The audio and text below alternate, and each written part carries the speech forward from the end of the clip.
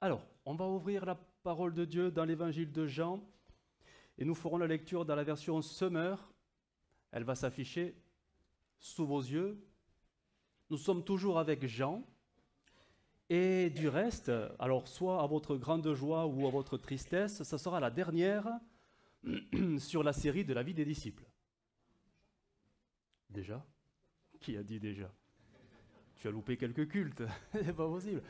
On y est depuis. Je crois qu'il y avait encore Adam sur la terre. Mais vous avez tout sur la chaîne, notre chaîne YouTube, vous avez tout en replay, mais il y en a quand même un bon nombre. Toutes les paroles des disciples ont été vues à les isolant pour en prendre des enseignements pour nous aujourd'hui et personnellement. Donc ça en fait quelques-unes, hein.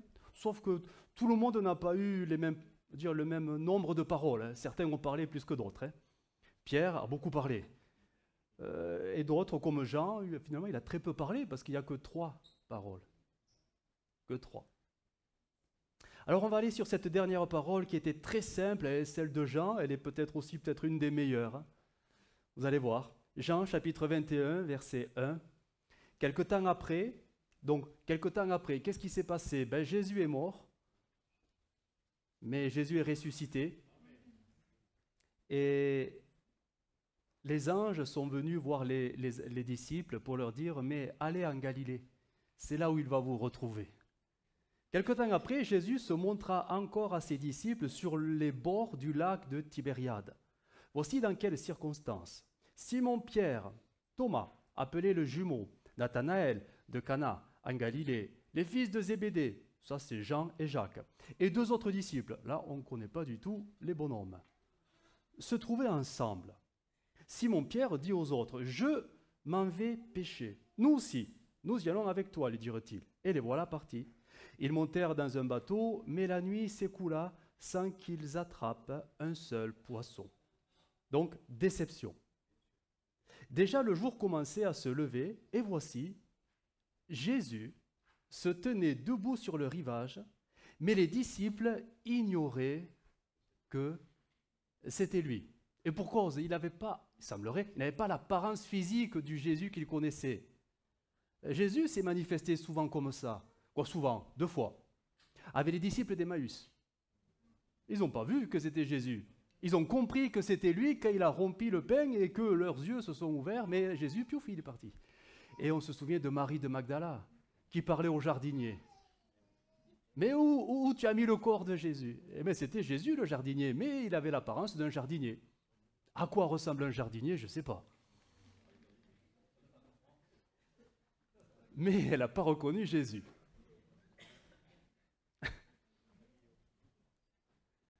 Alors, mais les disciples ignoraient que c'était lui. Jésus les appela. Et les enfants, avez-vous pris du poisson? Donc, un dialogue à distance, et à peu près une centaine de mètres quand même, hein. Rien, répondirent-ils. Alors Jésus va leur dire, jetez le filet du côté droit du bateau, leur dit-il. Et vous en trouverez. Mais en fait, ça ne veut rien dire, cette phrase. Comme si le côté droit, le côté gauche pouvaient changer quelque chose dans l'espace d'un bateau de quoi? Un bateau de pêche, peut-être, je ne sais pas moi, 1,50 m, 2 mètres, bon, je ne sais pas trop, hein.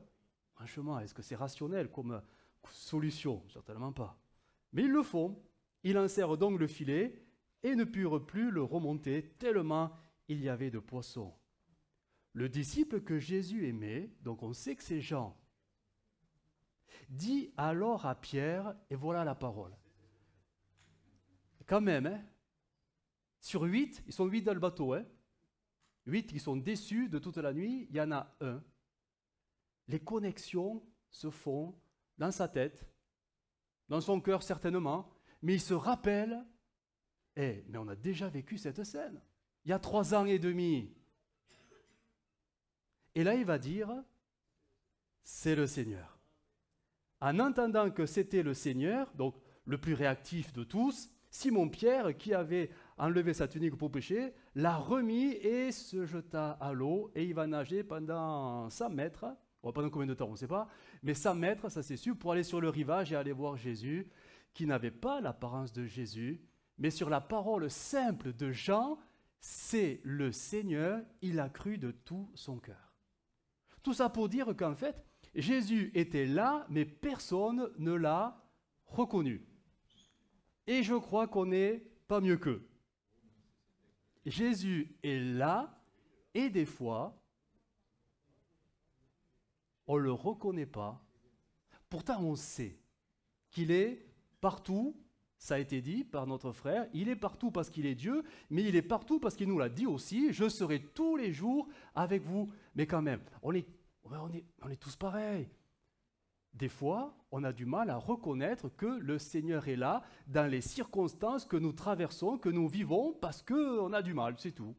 Ils sont dans une nuit, non, c'était une nuit d'espérance, ils sont partis pêcher, donc ils sont partis avec l'intention de ramener quand même quelques poissons. Surtout qu'il y a des pros de la pêche dans le bateau, hein. Il y en a au moins 3, hein. Jean et Jacques et Pierre, c'est leur boulot. C'est leur métier. Donc, voilà, ils savent faire les choses quand même. Hein. Mais ça a été une nuit de déception, d'échec, peut-être de frustration. Et malgré ce climat sur le bateau, ça devait être complètement morose, un bonhomme les interpelle, et il y en a un dans les lots, un sur les 8, qui dit « Mais c'est le Seigneur !» C'est le Seigneur. Est-ce qu'on arrive à reconnaître le Seigneur? Alors, vous connaissez ce chant, dans toutes nos voies. Ne me dites pas oui, parce que ça serait faux. Parce que notre problème, c'est qu'on est comme eux, on a du mal à reconnaître le Seigneur. Pourtant, on sait, bibliquement parlant, par notre connaissance intellectuelle de la parole de Dieu, on sait qu'il est là. Mais quand nous sommes dans des situations, pas les plus joyeuses, parce que là c'est facile, mais dans les plus malheureuses, les plus tristes, les plus décevantes, les échecs que nous connaissons, on a du mal à dire « mais c'est le Seigneur qui permet cela ». On a dans nos têtes des clichés sur comment Dieu devrait nous bénir. C'est malgré nous, hein. Et parfois on associe bien malgré nous Dieu avec la joie. Dieu doit me bénir, donc je serai joyeux. C'est pas faux, mais c'est pas toute la vérité. Parce qu'on peut être dans le plan de Dieu et être mais vraiment triste aussi. Rappelez-vous de ce jeune homme. Que dois-je faire pour avoir la vie éternelle? Le Seigneur va lui répondre, hein, vends tout ce que tu as et tu seras, et suis-moi. Il n'y a pas mieux comme réponse. Il n'y a pas mieux pour voie, direction pour une vie.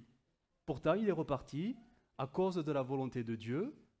À cause du prix à payer, il est parti tout triste. Mais il était vraiment, je veux dire, le nez dans la vérité, là. Parfois, c'est le diable qui nous trompe, en permettant des chemins un peu trop joyeux, comme pour nous séduire et nous tromper. Et on se laisse avoir, parce qu'on a des clichés, voilà. Comme souvent on a entendu ça il y a quelques années de ça, ou plus maintenant, ça ne s'entend plus, heureusement, mais chrétien toujours joyeux.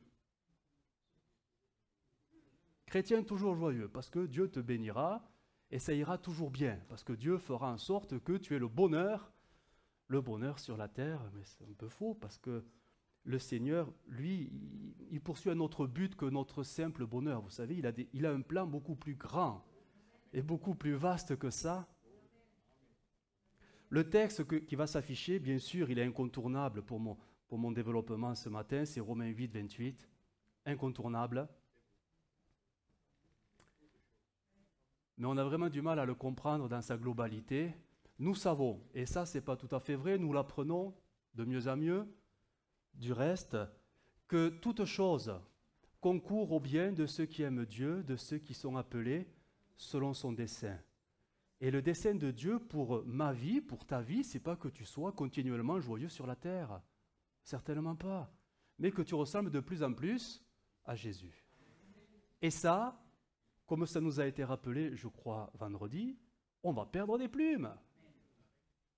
Ben oui, on va en perdre. Au travers de la souffrance et au travers des sacrifices consentis, tu vas être déplumé, c'est sûr. Hein? Mais ça correspond au plan de Dieu. Non pas que Dieu aime nous faire souffrir, certainement pas. Mais il n'y a que la souffrance qui peut nous amener à une transformation. Parce que de nous-mêmes, on ne changera pas. On peut s'améliorer un temps, naturellement, en faisant des efforts, en prenant sur soi. Mais ce n'est pas une amélioration. Une amélioration n'est pas une transformation. On ne veut pas être des chrétiens améliorés.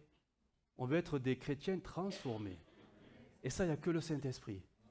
Et ça ne peut passer que par ce qui est radicalement efficace, c'est les moments difficiles.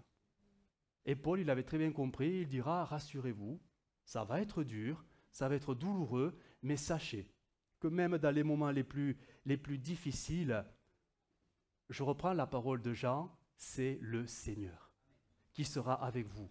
C'est le Seigneur qui le permettra, mais qui vous gardera. Dieu sera avec vous même dans les moments les plus sombres.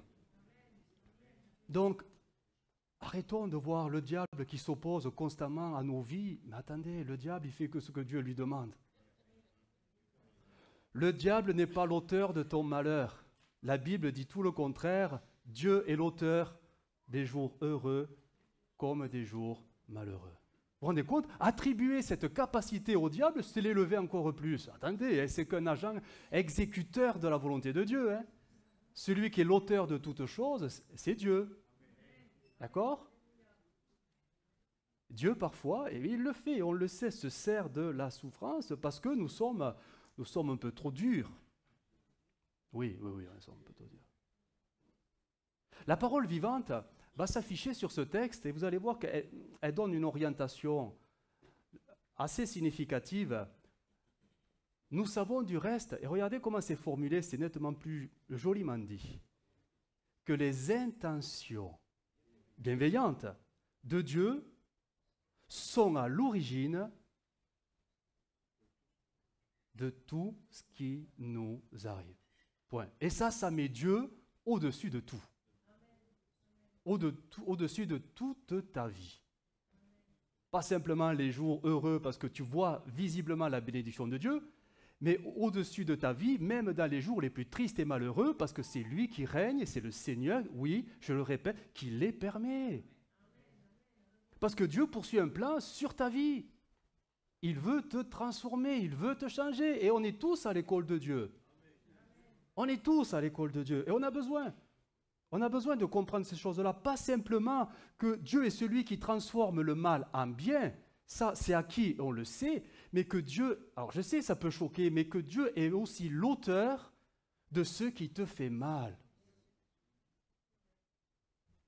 Parce qu'il poursuit un but précis, et ses intentions ne sont pas malveillantes, elles sont bienveillantes. Mais il n'y a que dans la souffrance où on commence à apprendre les choses. On est tellement dur de la cabosse. On ne veut rien entendre, des fois. Alors, est-ce que la Bible le dit tout ça? Oui, elle le dit. Quelques versets. Ecclésiaste 7, 14, je l'ai cité. Au jour du bonheur, sois heureux. Ça, doctrinellement, on l'accepte. Ça nous va. Au jour du malheur, réfléchis. Ok. Pourquoi? Dieu a fait l'un. Donc, s'il fait le bonheur, il fait le malheur. Parce qu'il se sert aussi du malheur, j'y reviens, pour poursuivre ses plans bienveillants sur ta vie. C'est dur à accepter, mais je comprends, c'est dur à accepter ce que je suis en train de dire. On l'entend, mais on ne le reçoit pas dans nos cœurs, parce qu'on a des clichés, vraiment des clichés. Pour nous, bénédiction égale joie, paix, sérénité, voilà, bien-être, repos. Non. Pas forcément, ou pas que ça. Regardez, Deutéronome. Alors bien sûr, c'était avant, c'était autrefois. C'était du temps d'Israël dans le désert, mais regardez ce que Dieu faisait. C'est Dieu. Il t'a humilié. Pourtant, il prend soin de son peuple. Mais il est dit, il t'a humilié, il t'a fait souffrir de la faim. Il t'a nourri de la manne que tu ne connaissais pas et que n'avaient pas encore tenu tes pères. Et regardez le but.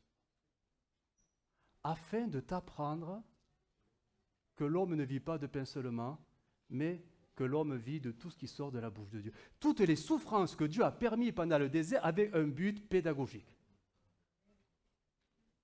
Tous ne l'ont pas compris, Tous ne sont pas rentrés dans la pédagogie de Dieu, parce que malheureusement, c'est la deuxième génération qui rentrera dans le pays promis. Mais Il n'y avait pas de hasard. Dieu s'est servi de tout ce qui s'est passé dans le désert parce que Dieu en était l'auteur, parce que Dieu voulait apprendre à son peuple des choses très particulières. Et bien sûr, on ne peut pas ne pas parler de Job. Cette réponse qu'il donnera à sa femme, à son épouse, Job, ça va s'afficher. Au chapitre 2, verset 10, il lui dit « Tu parles comme une insensée » et il lui dira « Nous recevrions de Dieu le bonheur et nous ne recevrions pas aussi le malheur ?» Donc dans l'esprit de Job, mais c'est quelque chose de compris, le bonheur vient de Dieu, mais le malheur vient aussi de Dieu. Il faut l'accepter. Chose que son épouse avait du mal à comprendre et à accepter. Bien sûr que la souffrance était telle. Bien sûr, on ne juge pas, parce qu'on est tous pareils. On est tous comme l'épouse de Job. Hein. Quand ça nous fait mal, on a du mal à comprendre que « Ah, c'est le Seigneur ». On ne le dit pas. On a du mal. On dit plutôt « C'est le diable, c'est le diable, c'est le diable. C'est le diable qui m'attaque, c'est le diable. » Non, ce n'est pas le diable qui t'attaque, c'est Dieu qui est en train de poursuivre un plan, son œuvre dans ta vie. Tout simplement. Et là, quand on commence à comprendre et à assimiler cette vérité, on s'aperçoit que toute souffrance dans nos existences, et Dieu sait qu'on en a des wagons entiers, hein, et peut-être encore aujourd'hui, ont un sens et un but. C'est ça qui est encourageant. Tout ce que je traverse, même les déceptions, les échecs, poursuit un but qui me dépasse. Il y aura une finalité. Il y aura une finalité. Et Dieu veut poursuivre son but à nous parce que ce but, c'est vraiment la raison pour laquelle Jésus est venu sur la croix pour être l'exemple parfait qui nous ferait devenir comme lui. Comme lui. Vous voulez rentrer dans le ciel comme vous êtes? Avec nos fichus caractères? Franchement. Et moi le premier, hein? Si je devais rentrer au ciel tel que je suis, je prie pour que vous ne passiez pas l'éternité avec moi à mes côtés, parce que vous ne voyez que la façade de l'estrade. Hein? Mais dans la vraie vie, vous ne me connaissez pas. Hein? On est tous pareils. Hein? Et on a un cavalier. C'est vrai, hein, je ne suis pas si... Non, parce que les pasteurs, on les élève. Mais vous savez, les pasteurs, ça peut être pire. Hein? Donc, vaut mieux rentrer dans l'éternité en étant comme Jésus, ça sera plus agréable pour tout le monde. Mais pour qu'on devienne comme Jésus, il va falloir que je comprenne que tout ce que je traverse, c'est pour mon bien. C'est pour mon bien. Alors peut-être que je m'adresse à quelqu'un ce matin. Peut-être que tu souffres, peut-être que tu vis des injustices, peut-être que tu es dans l'incompréhension la plus totale, peut-être que Dieu ne répond même pas à tes prières, peut-être que tu es plongé dans la contrariété, dans l'amertume, dans la rancœur. Tu vis plein de choses qui sembleraient être tellement négatives que tu dis que c'est le diable qui t'oppresse. Ben non. Le diable n'est qu'un agent exécuteur, parmi tant d'autres esprits mauvais et méchants. Non, c'est Dieu qui permet cela. Parce qu'au travers de cela, il fait ressortir les choses pour te les mettre sous les yeux, pour que tu t'en dépouilles et que tu t'en débarrasses. Mais il faut que ça remonte à la surface. Hein. Faut que ça remonte à la surface. Notre problème, il est très humain, ce sont nos émotions. Elles nous trompent. Vraiment, elles nous trompent. Hein. C'est elles qui nous empêchent de voir clairement que le Seigneur est avec nous, même quand tout va mal. Pourtant, il est tout le temps là. Vous n'avez pas remarqué que quand vraiment tout va mal, parfois on a des prières un peu réflexes. Et pourquoi, Seigneur? Et jusqu'à quand, Seigneur? On l'a tous fait, et peut-être qu'on le fait encore. Ben, le Seigneur te répondrait au travers de ce message, ben, c'est pour ton bien. C'est pour ton bien. Accepte-le. Accepte-le. Je te façonne. Je t'épure. Je te sanctifie. Acceptez, même quand les choses font très, très, très mal. C'est très dur, hein? C'est très dur. Même si, là, vous êtes en train d'accepter ce message en disant Amen, je comprends que vous disiez Amen, hein? Je suis vraiment allé. Mais quand on est vraiment dans la situation de la fournaise, nos émotions vraiment nous attirent sur d'autres chemins, hein? Sur d'autres chemins. Et l'incompréhension, tout se brouille, parce qu'on perd de vue le but du Seigneur. On n'y voit plus clair. C'est pour ça que ça serait presque mon titre. Fais tomber mes écailles. Parce que quand tout va mal, en fait, je ne te vois plus. Pourtant, il est là. Il est là. On ne le voit plus. Nos émotions nous troublent tout. Et particulièrement quand tout va mal, alors forcément, ça c'est dans notre nature. On cherche, vous savez, l'expression, elle est biblique, hein, un bouc émissaire. Vous savez ce que c'est le bouc émissaire dans la Bible? Ouais, on prenait un bouc. Lors de la purification des péchés, on prenait un bouc. Pourquoi un bouc? C'est Dieu qui l'a décidé, c'est comme ça. Et c'est comme, voilà, on mettait sur lui, au travers de, voilà, on posait les mains sur lui, tout ça c'est symbolique, hein. Et il recevait tous les péchés du peuple, et on lui mettait une bonne fessée pour qu'il parte très vite dans le désert, et qu'il meure dans le désert, avec les péchés. C'était un rituel, mais purement symbolique, hein, parce que le pauvre bouc, il n'a rien fait. Le bouc, c'est une créature de Dieu, hein, bon, quand même, hein. Mais c'était symbolique. Et nous, quand on va mal, c'est notre tendance, notre fichue tendance, quand ça nous heurte de plein fouet, quand ça nous fait mal, on cherche un responsable. Hein. Alors ça peut être l'époux, l'épouse, hein, selon la situation. Ah, si je perds la joie, c'est ta faute. Vous l'avez jamais entendu? Vous l'avez jamais dit? On ne vous l'a jamais dit non plus. Ah, tu me fais perdre la paix. À cause de toi, j'ai plus la communion avec le Seigneur. Ah, tu me gâches la journée, pour ne pas dire la vie.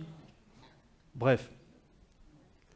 Ou dans la communion fraternelle, des fois on a des frictions. Hein. Mais s'il y a des frictions, ça a des étincelles.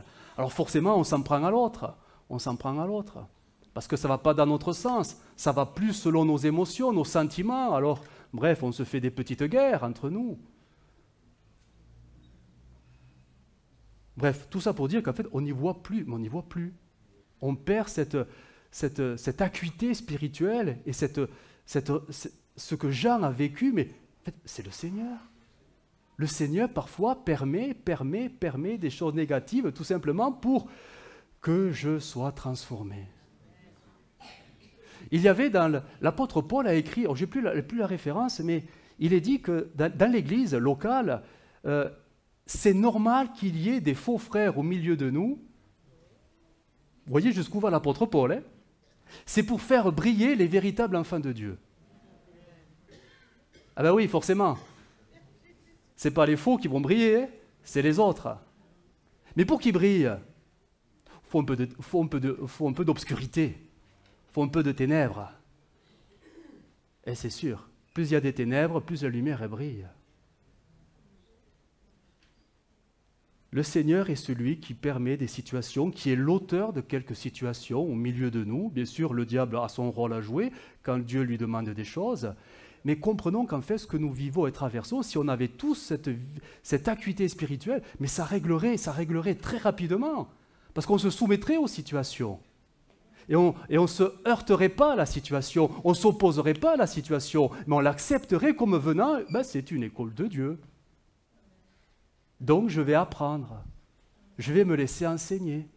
Je ne suis plus dans la résistance, je ne suis plus dans la rébellion, je ne suis plus dans le rejet, je suis dans j'accepte la situation. Parce que Dieu est au-dessus de tout. Parce que Dieu est au-dessus de tout. Alors, pour essayer maintenant de mieux comprendre cet aspect que Dieu règne sur nos vies et qu'en fait, il fait ce qu'il veut avec nos vies, même si ça nous déplaît parfois très fortement, je voudrais le développer en 3 points. 3 points qui nous touchent de très près et très personnellement les uns et les autres. 3 angles différents. Le premier, et on en a tous un, c'est notre passé. On a tous un passé. Il est passé. La question est-il réglé devant Dieu?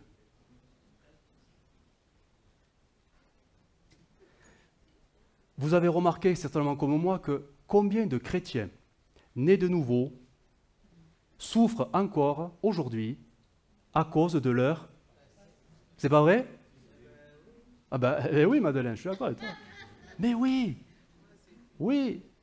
Et suivant notre passé, donc notre histoire, donc notre vécu, donc nos expériences, les souffrances, elles sont légitimes. Hein? elles sont légitimes.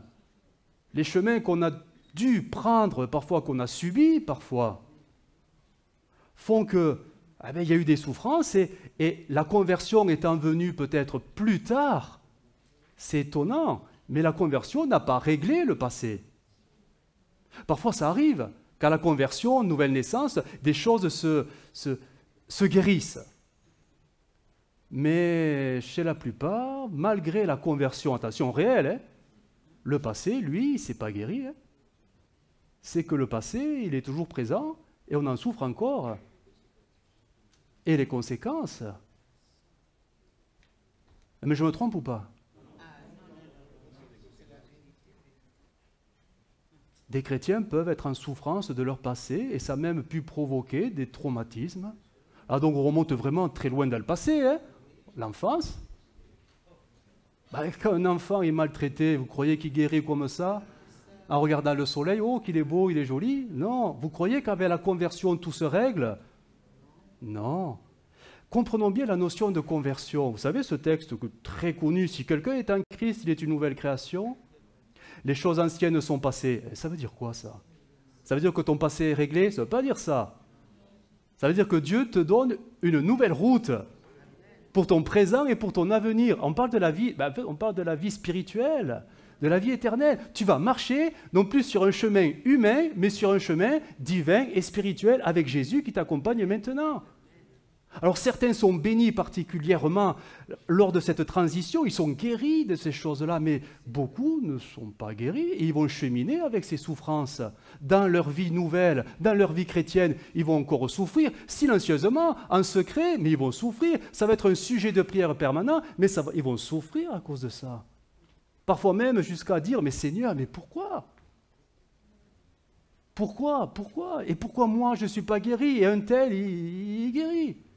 Et pourquoi moi je traîne ma situation Alors je voudrais simplement, mais peut-être encourager quelqu'un et simplement dire que Dieu est celui qui n'est absolument pas dépassé par ton passé.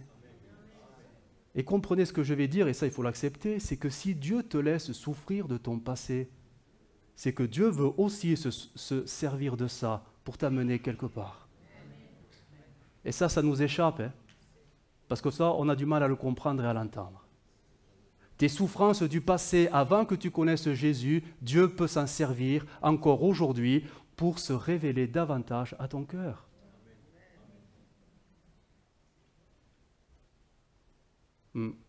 Alors oui, ça peut paraître injuste. Pourquoi un tel connaît telle de souffrance avant, et un tel, lui, il est dans une enfance heureuse et joyeuse. Mais ça nous échappe, ça. Dieu est souverain et il n'y a pas de réponse. Il n'y a pas de réponse. Ce qui est sûr, c'est que dans nos vies, il n'y a pas de hasard. Et Dieu sait ce qu'il fait. Et Dieu pourrait te guérir sans même que tu en fasses des sujets de prière. Il pourrait te guérir instantanément de tous les maux que tu connais aujourd'hui, liés à ton passé, à ton histoire et à tout ce que tu as vécu. Mais s'il ne le fait pas, est-ce parce qu'il est impuissant? Certainement pas. Mais c'est parce qu'il poursuit un but. Et ces souffrances-là, Dieu peut et Dieu veut s'en servir pour t'amener quelque part. Parce que toutes nos souffrances ont un sens et un but. Sinon, ça veut dire qu'on est livré au gré des circonstances de la vie. Non, je ne crois pas. Dieu est plus grand que les circonstances de la vie. Hein. Dieu est l'auteur de tout. Dieu est l'auteur de tout. On a un texte qui montre un peu, alors un petit peu, c'est 1 Corinthiens 7, verset 20, qui montre qu'à la conversion, les situations ne se règlent pas comme ça. Certainement pas. Et qu'il faut faire avec. C'est l'exemple de l'esclave. Que chacun demeure dans la situation qui était la sienne lorsque Dieu l'a appelé. Et là, il y a un exemple. C'est qu'un exemple, hein. Étais-tu esclave lorsque Dieu t'a appelé? Esclave. C'est pas marrant d'être esclave, hein. À ce moment-là, c'est pas marrant, hein. Donc, ok, tu rencontres le Seigneur t'appelle, tu te convertis, tu es né de nouveau, et l'apôtre Paul dit, ne te fais pas de soucis à ce sujet, mais si tu peux devenir libre, alors profite-en. Et ça veut dire quoi? Ça veut dire que malgré la conversion, cet homme est resté esclave. Hein. Sa situation économique n'a pas changé malgré la conversion. Hein. Dieu t'a appelé esclave, tu es né de nouveau, c'est merveilleux, tu as une place dans le ciel, mais tu es un chrétien esclave. Maintenant, si une porte s'ouvre pour que tu changes, écoute, profite-en. L'homme, le brigand sur la croix, ben voilà, le Seigneur ne l'a pas fait descendre de la croix. C'est un chrétien qui meurt à cause de ses forfaits de son passé. Voilà, tout simplement. La vie nouvelle que nous recevons en Jésus-Christ nous donne une assurance. Pas une assurance que tout ira mieux avec Jésus maintenant, mais une assurance que nos péchés sont pardonnés et que le ciel s'ouvre parce que nous n'avons plus de condamnation sur nos vies. Ça, c'est l'assurance. Et penser qu'à la nouvelle naissance, tout notre passé peut être balayé comme ça et qu'on va baigner dans un bonheur jour après jour, non. C'est pas dans la Bible. C'est pas dans la Bible. On a des exemples, je vais simplement les citer. Cet homme aveugle de naissance. Il n'a rien demandé, le pauvre homme. Hein, et ses disciples vont poser la question, mais s'il est né comme ça, c'est pourquoi? Est-ce que c'est ses parents qui ont péché? Et Jésus il va leur dire, mais ce n'est pas que lui ou ses parents ont péché, mais c'est afin que les œuvres de Dieu soient manifestées en lui. Tu vois, ta souffrance, que tu ne comprends pas, que tu trouves injuste. En fait, Dieu la permet. Dieu l'a voulu. Dieu, elle est là, devant toi, parce que Dieu veut s'en servir. Comment? On ne sait pas, ça appartient à Dieu. Mais Dieu veut s'en servir, parce que rien n'échappe au contrôle de Dieu. Lazare, il est mort. Alors ça, c'est l'exemple le plus flagrant. Jésus l'a laissé mourir. Oui. Pourtant, Jésus n'était pas fâché contre Lazare. Hein? Non. Mais il y avait un but très particulier. Et il lui dira, cette maladie n'est point à la mort, mais elle est pour la gloire de Dieu, afin que le Fils de Dieu soit glorifié par elle. Tes souffrances, au-delà du fait qu'elles vont te changer, te transformer, selon le plan de Dieu bienveillant, elles sont aussi là pour que Dieu se glorifie dans ta vie. Dieu veut se glorifier dans ta vie. Je ne sais pas, je me répète, je ne sais pas si on le comprend. On a notre façon, un cliché sur comment Dieu devrait nous bénir et se glorifier en se servant de nous. Mais voilà, Dieu ne se laisse pas manipuler par nos émotions et encore moins par nos prières. Hein. Dieu sait ce qu'il a à faire et il le fait parfois sans nous concerter, sans nous interroger. Il le fait tout simplement parce qu'il est le maître et on doit l'accepter. C'est dur ce que je suis en train de dire. Hein. C'est très dur. Parce que ça veut dire que, Seigneur, je te laisse le contrôle de ma vie. Oui, j'accepte de mourir à moi-même. Seigneur, prends ma vie telle qu'elle est. Tu vois tout ce qui ne va pas. Seigneur, si ça peut contribuer à ta gloire, ben Seigneur, fais-le. Mais si je vis ça, Seigneur, écoute, alors je l'accepte. Je l'accepte. Paul avait dit, bon, écoutez, si je dois mourir, ben, que ça serve à la gloire de Dieu. Il a dit ça, hein? Que je vive ou que je meure, bon, et que Dieu soit glorifié. Nous, on voudrait que Dieu nous enlève toutes nos souffrances, hein, parce qu'on voudrait être tellement plus à l'aise dans la vie. On n'a pas l'esprit de Jésus dans ce sens-là. Hein. On ne l'a pas. Hein. Homme de souffrance, habitué à la douleur, etc. On ne l'a pas. On ne veut pas de ça. On n'en veut pas. Et c'est normal de ne pas en vouloir. Personne ne veut ça. Et pourtant, c'est ça la mentalité du serviteur souffrant. Et c'est parce qu'il a été souffrant jusqu'à la mort que Dieu l'a élevé. Rappelez-vous du don spirituel, toutes tes plumes que tu perds, ben, je les récupère et j'en fais une couronne. Mais il faut accepter, hein. Il faut accepter de perdre les plumes. Hein. C'est très dur. Donc ça, c'est le passé. Le passé. Dieu s'en charge. Dieu s'en chargera pour sa gloire. Mais, donc ça c'est le premier angle. Le deuxième angle, notre présent. Parce que le passé, c'est un peu le passé quand même, hein, mais le présent. On a tous fait ce genre d'expérience, c'est que même une fois converti, même une fois au Seigneur, ben ça n'a pas loupé, on a fait des mauvais choix. Qu'on fasse des mauvais choix avant qu'on connaisse le Seigneur, bon, ça va de soi. Et parfois ça a été des souffrances, hein, qu'on vit encore aujourd'hui. Hein. Mais même une fois qu'on est au Seigneur et qu'on marche avec lui et qu'on veut être obéissant, on a tous fait cette triste expérience, on a fait des mauvais choix qui nous ont mis, malgré notre foi, dans des situations très, très, très compliquées. C'est pas vrai? Et là on se dit, mais Seigneur, pourquoi? Pourquoi ton esprit m'a pas arrêté? Pourquoi je n'ai pas reçu le bon conseil au bon moment? Pourquoi un don spirituel m'a pas orienté plus efficacement? Pourquoi? Presque on dirait que c'est la faute de Dieu. Pourquoi tu ne m'as pas arrêté, Seigneur? Eh bien là aussi, il faut l'accepter, ce n'est pas évident. Dieu, parfois, te laissera te tromper. Parce qu'il sait très bien que tes erreurs vont provoquer quelque chose qui te dépasse quand elles auront fait son œuvre. Hein. Ça te grandira. Tu vas en perdre des plumes, hein? Parce qu'il y a les petites erreurs et il y a les grosses, hein? Mais rien au-dessus de Dieu. Certains te mettront dans des situations réparables, d'autres irréparables. Mais Dieu n'est pas limité par tes erreurs. Même les plus grandes, aux conséquences les plus terribles, Dieu en fera quelque chose qui te grandira quand tu auras tout un travail sur toi, le fait déjà d'accepter, de se pardonner, soi-même, hein? Arrêter de culpabiliser, croire que Dieu est plus grand que cela parce qu'il va s'en servir pour que tu deviennes plus spirituel, toutes ces choses. Quand on commence à l'accepter, on commence à sortir de ces prisons, hein? Et on devient libre par rapport à tout ce qu'on ferait de mal. Alors bien sûr, on ne va pas faire le mal pour que Dieu en fasse du bien. Oh là là, surtout pas. Mais sachez que même quand nous faisons mal, Dieu, lui, il n'est pas déstabilisé. Hein? Et Dieu laissera faire. Ça, on a du mal à comprendre ça. Regardez un exemple très facile et très concret. Jésus est venu au milieu de son peuple. Et on connaît l'histoire, son peuple a refusé Jésus. Pourtant, il est venu en roi. Sauf que Israël, Jérusalem, a refusé plutôt qu'il soit le roi des Juifs. Il a refusé. Est-ce que vous ne croyez pas que Dieu le savait déjà? Est-ce que Dieu aurait pu dire « Oh là là, je ne veux pas que Jésus souffre, tu vas rester à côté de moi ». Non.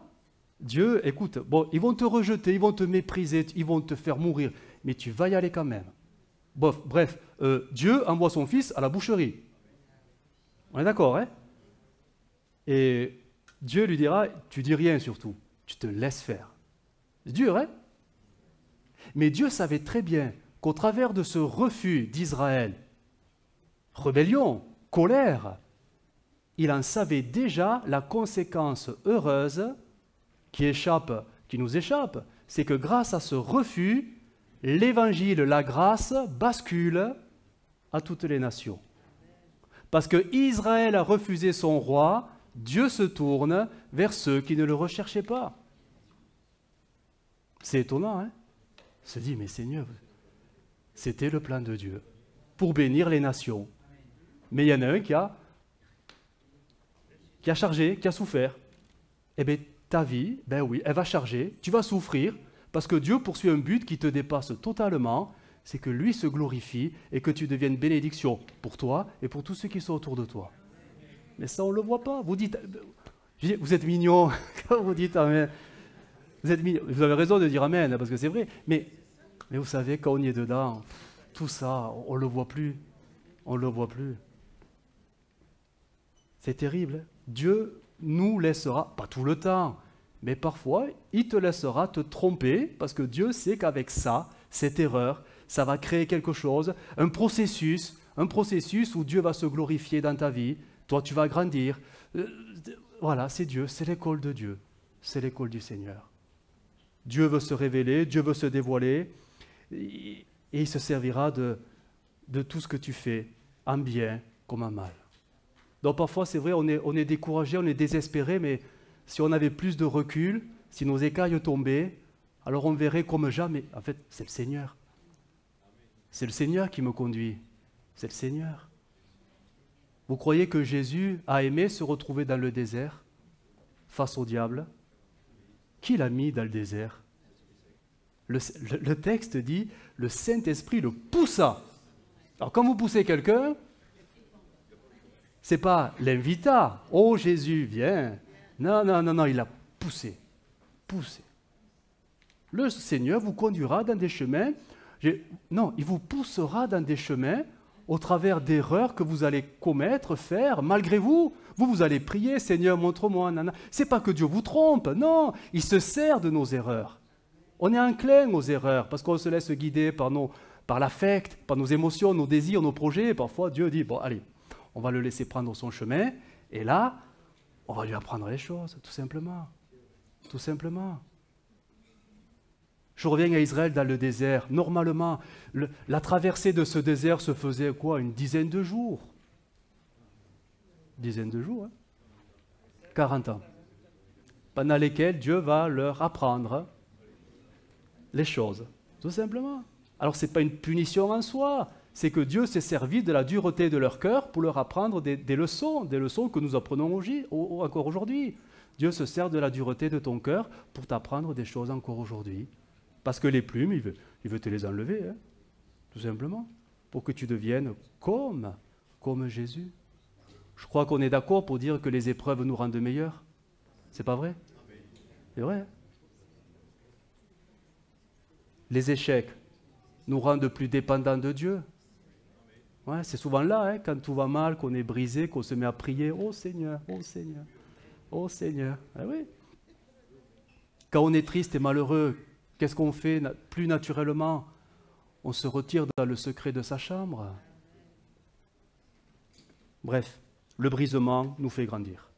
Ça, si le grain de blé ne meurt pas, il ne peut pas porter de fruits.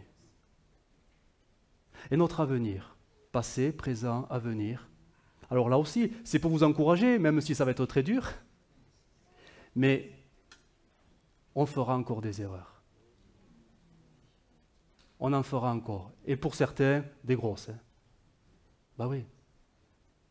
Suivant les âges que nous avons, suivant la tranche d'âge dans laquelle nous sommes. Vous savez, quand on est à... Alors, je vais dire quelque chose. Oh là là.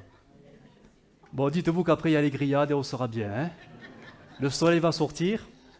Mais si on est dans la tranche d'âge des 80 ans, là, on se dit, on est plus près de la joie céleste. Alors, je vais prendre un exemple très concret. Que de se tromper dans le choix d'un conjoint. Ah, parce que là, si tu te trompes dans le choix d'un conjoint, alors vous voyez, je suis passé des 80, je suis passé à les 20, les 30. Eh oui, mais quand un chrétien se trompe dans le choix du conjoint,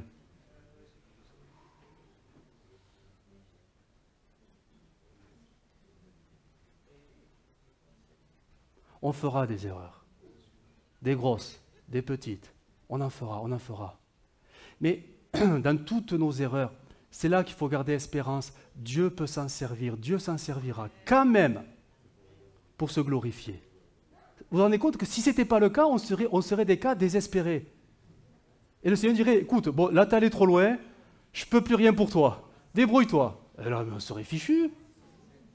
Vu les dossiers de quelques-uns, c'est ça. Oh, mais non, mais Dieu n'est pas limité. Dieu, de la pire des erreurs que tu peux faire, Dieu peut en faire quelque chose qui te grandit et qui le glorifie. Mais il faut l'accepter. Combien vivent dans la culpabilité? Ah, si j'avais su. Écoute, si Dieu avait voulu que tu ne te trompes pas, il a les moyens de te montrer la vérité telle qu'elle est. Il peut se révéler, il peut faire ce qu'il veut. Parfois, Dieu nous laisse nous tromper parce qu'il poursuit un but. Dieu n'est pas un Dieu méchant. Non, il sait ce qu'il fait. Il sait ce qu'il fait. Il connaît nos cœurs. Il sait la dose de souffrance et d'épreuve qu'il faut pour que notre cœur soit brisé sans aller au-delà. C'est biblique. Il sait ce que nous pouvons supporter, le seuil de tolérance. Il le connaît tellement. Mais des fois, il est obligé d'aller jusque-là pour cette extrême limite, pour que ta carapace brise. Parce que c'est là, quand ta carapace brise, que la lumière peut enfin passer. C'est vrai, les méthodes de Dieu sont parfois dures, hein? Mais Dieu veut tellement te sauver de toi-même. Dieu veut tellement te sauver de ce que tu es. Et on est tous des têtes dures, on est tous. C'est pour ça que, et je termine, vraiment comme Jean, avoir cette capacité de dire, mais c'est le Seigneur. Je me suis pris un mur, mais finalement, c'est le Seigneur. C'est pas le diable, hein, c'est le Seigneur. Parce que Dieu veut m'apprendre quelque chose. Dieu me résiste parfois. Oui, c'est le Seigneur. Oui, il y a cet échec, mais cet échec, il ne tombe pas du ciel comme ça. C'est le Seigneur qui l'a permis parce que peut-être qu'il veut me dire quelque chose. Dieu est celui qui veut vraiment nous apprendre. Il veut nous apprendre les choses, mais voilà. Il faut sortir de nos émotions, de nos sentiments, de nos clichés et simplement avoir cette intelligence spirituelle comme Jean. Ben oui, c'est le Seigneur. C'est le Seigneur qui dirige ma vie, même si je ne le comprends pas, même si j'ai du mal à l'accepter, même si j'y vois rien. Mais c'est le Seigneur qui conduit ma vie. Quelle que soit la circonstance. Ne plus croire ça, c'est donner déjà trop de champ d'action à l'ennemi et au hasard. Non, on est complètement dépendant du Seigneur et il sait ce qu'il fait avec nous. C'est à nous à savoir le reconnaître dans nos mauvais jours et on en a quelques-uns. Certainement quelques-uns. Mais Dieu s'en servira pour sa gloire à lui et ça nous transformera et on deviendra comme Jésus. Amen. On ferme nos yeux et on prie. Seigneur, nous te bénissons, Seigneur, pour ta parole. Te bénissons, Jésus, parce que tes intentions sont bienveillantes. Et même dans nos jours tristes et malheureux, où les échecs parfois s'additionnent ou se multiplient, nous voulons avoir cette capacité de dire oui, mais c'est le Seigneur. C'est le Seigneur, il est là. Il est là. Même si le chemin devient compliqué, Seigneur, tu es là. Même si la souffrance est oppressante, Seigneur, tu es là. Et tout cela peut contribuer à ta gloire. Et tout cela va contribuer à ma transformation, à ma guérison, à mon relèvement, à ma restauration. Seigneur, tu n'es jamais dépassé par ce que nous vivons, mais tu es le Dieu qui maîtrise toutes choses, car tout est entre tes mains. Merci Seigneur de nous donner cette vision spirituelle, comme Jean l'a eu en son temps. Nous ne voulons pas être fatalistes, mais avoir ce regard plein de foi, afin que nos écailles tombent pour t'apercevoir, te percevoir et comprendre que tu es là, dans nos tempêtes, dans nos déserts, dans nos souffrances. Tu es toujours là et tu seras toujours là. Oui, sois béni Jésus. Amen. Amen. Gloire à Dieu.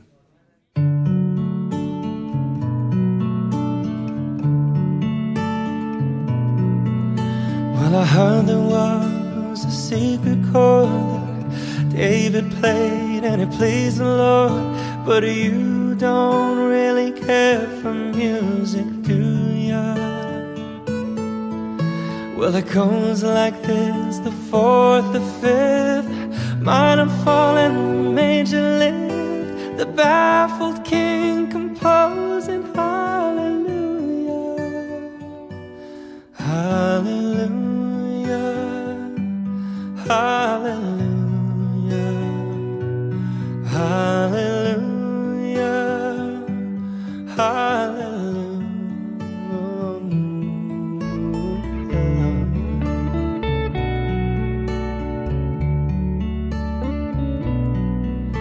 Well, your faith was strong, but you needed proof.